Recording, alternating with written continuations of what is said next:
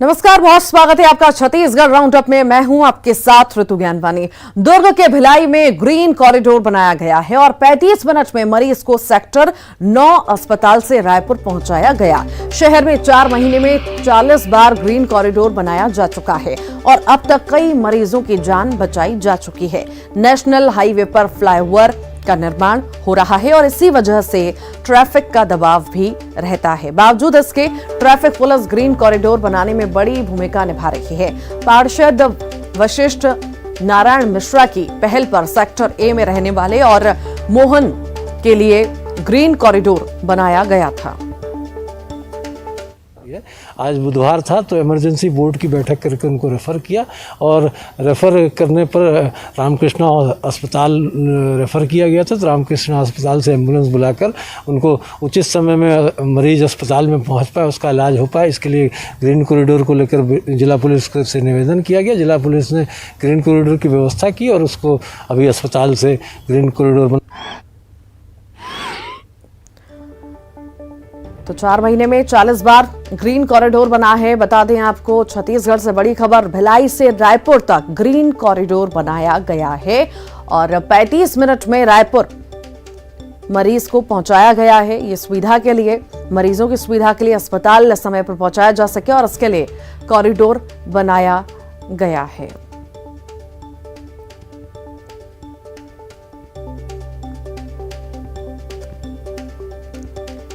चार महीने में 40 बार ग्रीन कॉरिडोर बना है भिलाई से रायपुर के लिए। ये पूरा रास्ता है, अब मरीजों को सहूलियत हो सकेगी। ग्रीन कॉरिडोर बनाया गया है भिलाई से रायपुर तक के लिए।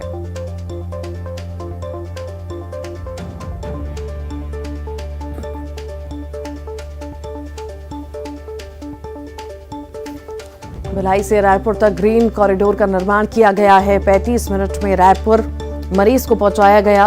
बता दें आपको, 4 महीने में 40 बार ग्रीन कॉरिडोर बना है।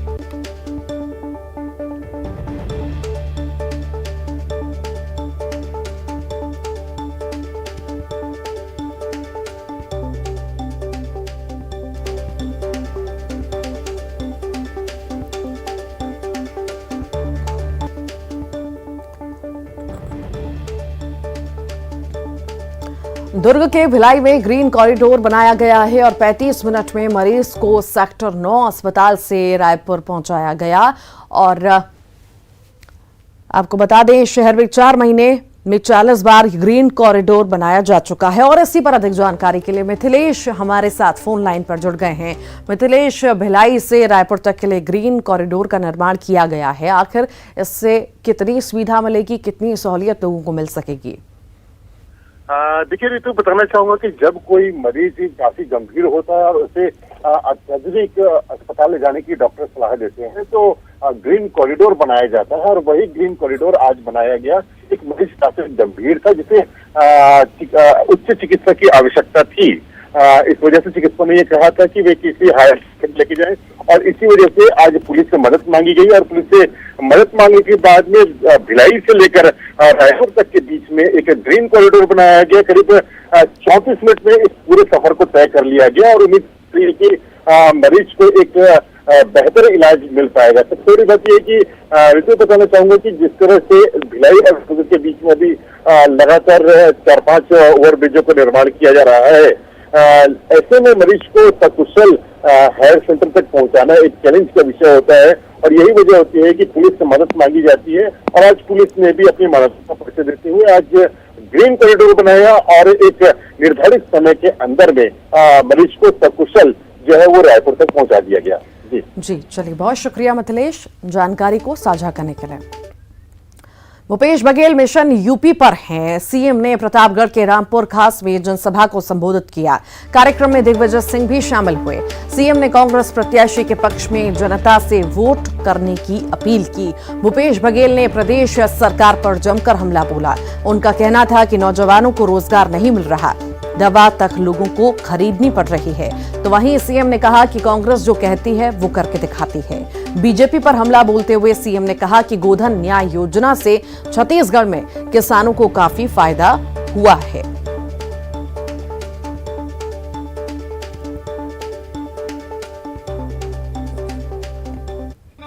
परेशान है तो उसे रोजगार नहीं मिल रहा है, शासकीय नौकरी में कोई स्थान उनको नहीं मिल पा रहा है, महिलाओं के सम्मान यहाँ नीलाम हो रहा है। योगी जी 5 साल में आपने उत्तर प्रदेश का जो हाल बेहाल किया है, उत्तर प्रदेश की जनता कभी नहीं भूलेगी। ये सरकार किसानों को दाम नहीं दे पा रही है, किसानों को खाद नहीं दे पा रही, नौजवानों को काम नहीं दे पा रही है। ये सरकार तो आपको दवाई तक नहीं दे पाई है, ये ऑक्सीजन तक नहीं दे पाई है।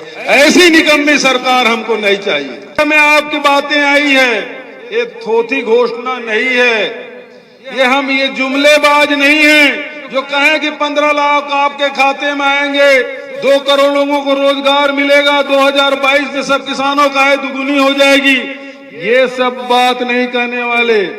नोटबंदी लागू करके कहेंगे काला धन आएगा वापस, ये कहने वाले नहीं है। जो कहते हैं वो डंके की चोट पे करते हैं, और वो छत्तीसगढ़ में हमने कर दिखाया। ये गाय को माता कहते हैं लेकिन सेवा नहीं कर सकते। गाय की सेवा यदि कहीं हो रहा है तो छत्तीसगढ़ में कांग्रेस की सरकार कर रही है। 2 रुपये किलो में गोबर हम खरीदे, 63 लाख क्विंटल 1 साल के भीतर में खरीदा। 126 करोड़ रुपया जो गोबर विक्रेता उसके खाते में गया। वर्मी कंपोस्ट बनाए। रायपुर में 26 फरवरी को कांग्रेस की बड़ी बैठक होगी, जिसमें कांग्रेस के प्रदेश निर्वाचन अधिकारी शामिल होंगे।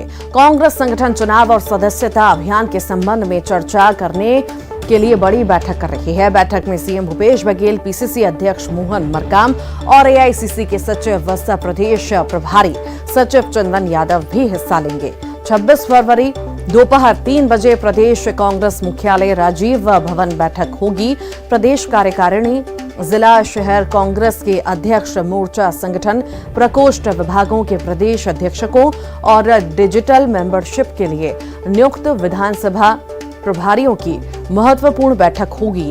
कांग्रेस संगठन चुनाव के लिए एआईसीसी द्वारा नियुक्त प्रदेश निर्वाचन अधिकारी हुसैन उमर दलवाई सहित सहायक प्रदेश निर्वाचन अधिकारियों अजय शर्मा, नीरज बसोई भी उपस्थित रहेंगे।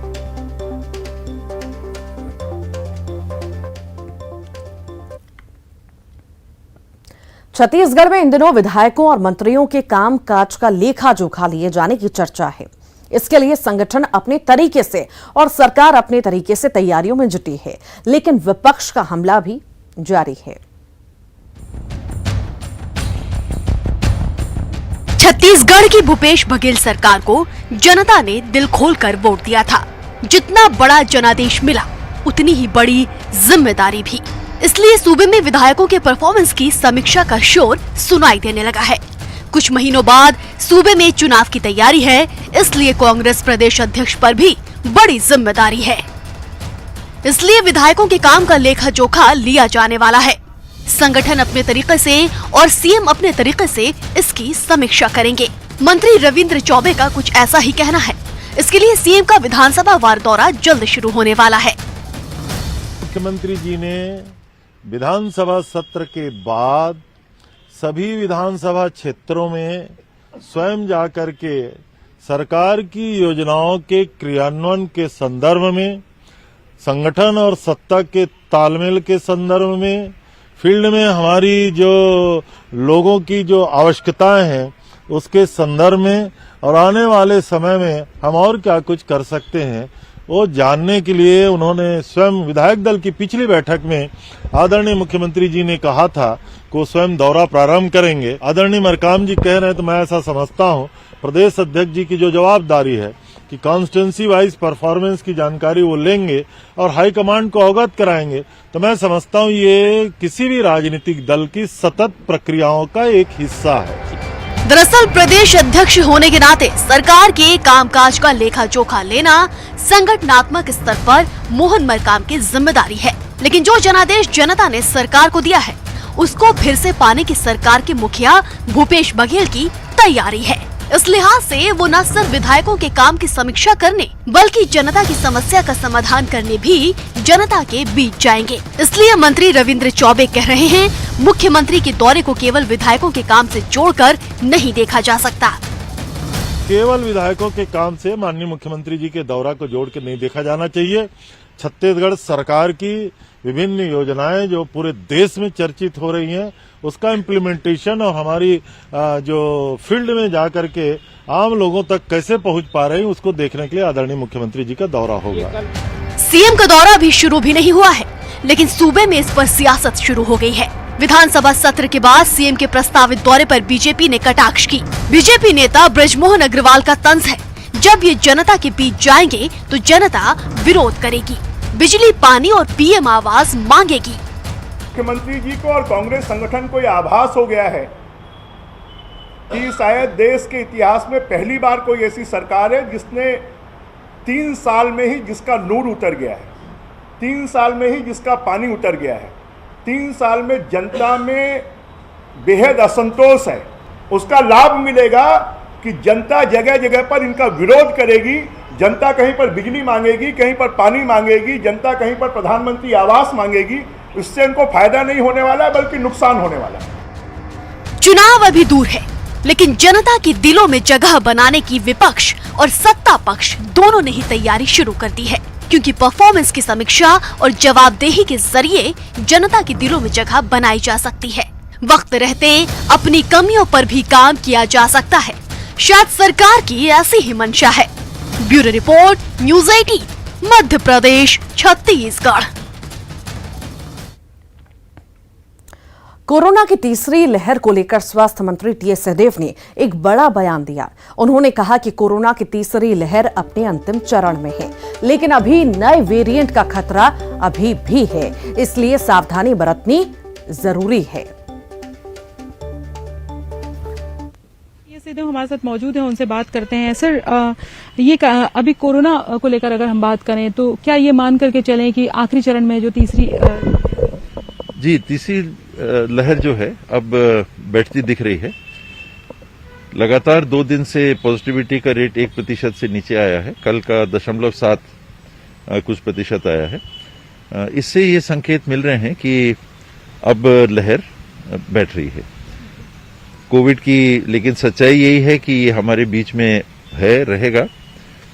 अभी भी देश में 1.5 लाख से ऊपर पॉजिटिव केसेस होंगे।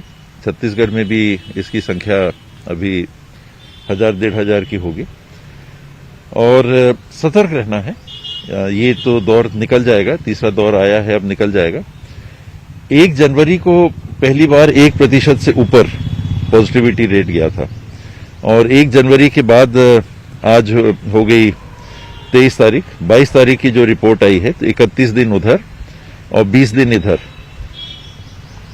51-52 दिन ये 1% से ऊपर रहा, 12% तक गया, 12% से ऊपर 3 दिन 4 दिन रहा और अब ये 0.7 पे पॉजिटिविटी रेट आ गया है। इसकी चिंता जिस बात की सब करते हैं वो इसकी म्यूटेशन की है। ये हमारे बीच में विद्यमान है, एक आध लोगों को होते ही रहता है। जब ये बहुत कम हो गया था तो भी 40, 50, 25, 30 लोगों को हो ही रहा था। देश में संख्या बढ़ जाती है। उनमें से अगर नया वेरिएंट आ गया जो ज्यादा प्रभावशाली है, जैसा पहले डेल्टा आया, फिर ओमिक्रॉन आया, तो चिंता उस बात की है। ये तो लहरें आएंगी, उठेंगी और बैठ जाएंगी। अभी कोई खतरा नहीं है। अभी इस दौर में तो जो तीसरी लहर की स्थिति है ये दब जाएगी। लेकिन जैसा पहले भी मैंने कहा कि विशेषज्ञ कहते हैं nth वेव, ये चलता रहेगा, बढ़ेगा उतर जाएगा, बढ़ेगा उतर जाएगा। चिंता बस ये है कि ज्यादा नुकसान पहुंचाने वाला कोई म्यूटेंट ना आ जाए, कोई ऐसा म्यूटेशन ना आए जो कि नुकसान पहुंचाएगा। ये स्वास्थ्य मंत्री टीएस सिंहदेव और उनका कहना है तीसरी वेव को लेकर अगर हम बात करें तो एक तरह से आखिरी चरण में मान सकते हैं, लेकिन खतरा अभी टला नहीं है क्योंकि कोरोना गया नहीं है। ऐसे में सावधानी बरतना अभी जरूरी है। कैमरा पर्सन राजन के साथ ममता लांजेवाल, न्यूज़ 18 छत्तीसगढ़, रायपुर। और इसी के साथ ही यहाँ रुक रहे हैं एक छोटे से ब्रेक के लिए।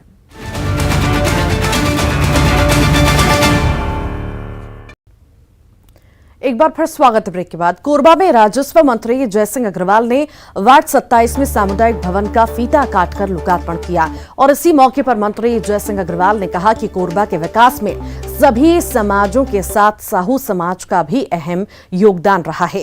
राजस्व मंत्री जय सिंह अग्रवाल ने भक्त माता कर्मा की पूजा अर्चना के बाद फीता काटकर लोकार्पण पट्टिका का अनावरण कर सामुदायिक भवन का लोकार्पण किया और इसी मौके पर महापौर राजकिशोर प्रसाद ने मंत्री जी के सहयोग की तारीफ की। घोषणा की थी वहाँ कि 4 नंबर जो वार्ड है सुरेंद्र जायसवाल का भी वार्ड है, मेरा भी वार्ड है और आपके पूर्व महापौर का भी वार्ड है। वैसे तो वो वार्ड बहुत महत्वपूर्ण है। उसी वार्ड से आपके कृष्णालाल जायसवाल जी विधायक रहे, उसी वार्ड के व्यक्ति बनवारीलाल अग्रवाल जी विधायक रहे। इस प्रकार से काफी महत्वपूर्ण है और मूल रूप से भी वहीं रहते थे पहले, सुरेंद्र जायसवाल के पड़ोसी थे हमारे वर्तमान महापौर जी। तो काफी महत्वपूर्ण वार्ड है, तो इसलिए साहू समाज का भवन वहां भी बनना जरूरी है, इसलिए 15 लाख रुपए की स्वीकृति वहां दी गई। रायपुर में पूर्व मंत्री राजेश मूणत ने सरकार को कहा दो मुहा। नवा रायपुर किसान आंदोलन को लेकर दो मुहा कहा गया है सरकार को, तो वहीं सरकार दूसरे प्रदेश में किसानों की हितैषी बनती है। अपने प्रदेश के किसान 55 दिनों से आंदोलन कर रहे हैं। ये सरकार किसानों की बात बस करती है, किसानों को धोखा दे रही है।